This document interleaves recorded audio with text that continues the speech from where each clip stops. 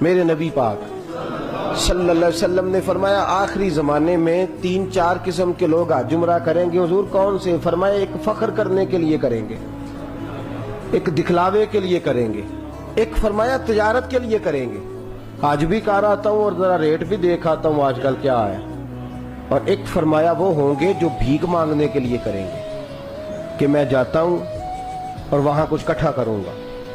فرمایا یہ سارے غلط ہیں یا اللہ یا رسول اللہ۔ پھر فرمایا کچھ امیر بھی ہوں گے عمرہ کرنے والے جو سیر کی نیت سے جائیں گے۔ ہم نے دیکھا ہے معاذ اللہ تعالیٰ آج کے موقع پہ کہتے میں جدے چلا اتھے کی کتنے سمندر رہتے، میں کیا ہوتے پاکستان بھی ہے، خانہ کعبہ کی بات کر جو ملتا نہیں کہیں، گنبد خضرا کی بات کر جو دھرتی میں ساری دھرتی کو آباد رکھے ہوئے۔